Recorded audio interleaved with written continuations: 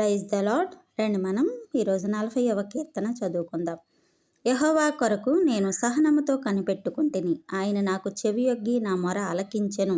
నాశనకరమైన గుంటలో నుండియు జిగటగల దొంగ ఊబిలో నుండియు ఆయన నన్ను పైకెత్తెను.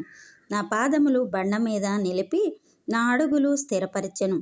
తనకు స్తోత్ర రూపమగు క్రొత్త గీతమును మన దేవుడు నా నోట నుంచెను. అనేకులు దాని చూచి భయభక్తులు కలిగి యెహోవా యందు నమ్మిక ఉంచెదరు.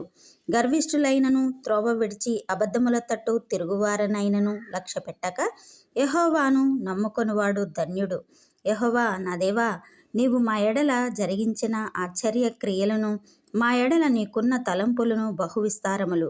వాటిని వివరించి చెప్పెదననుకొంటినా అవి లెక్కకు మించియున్నవి. నీకు సాటి అయిన వాడొకడును లేడు. బలులనైనను నైవేద్యములనైనను నీవు కోరటలేదు. నీవు నాకు చెవులు నిర్మించియున్నావు. దహన బలులనైనను పాప పరిహారార్థ బలులనైనను నీవు తెమ్మనలేదు. అప్పుడు పుస్తకపు చుట్టలో నన్ను గూర్చి వ్రాయబడిన ప్రకారము నేను వచ్చియున్నాను. నా దేవా, నీ చిత్తము నెరవేర్చుట నాకు సంతోషము.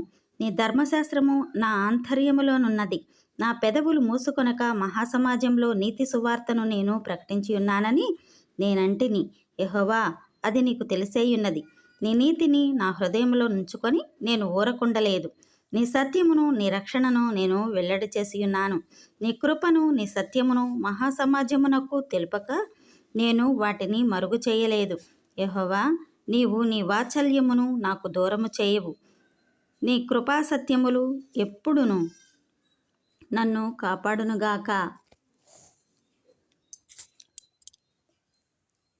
లెక్కలేని అపాయములు నన్ను చుట్టుకొని ఉన్నవి. నా దోషములు నన్ను తరిమి పట్టుకొనగా నేను తల ఎత్తి చూడలేకపోతిని.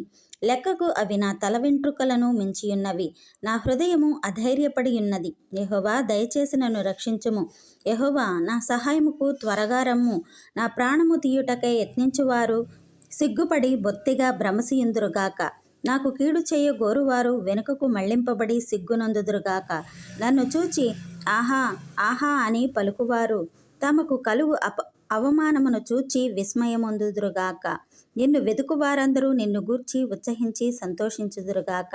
నీ రక్షణ ప్రేమించువారు యెహోవా మహిమపరచబడునుగాక అని నిత్యము చెప్పుకొందురుగాక. నేను శ్రమల పాలై దీనుడనైతిని. ప్రభు నన్ను తలంచుకొనుచున్నాడు. నాకు సహాయము నీవే, నా రక్షణకర్తవు నీవే. నా దేవా, ఆలస్యము చేయకుము. ఆమెన్.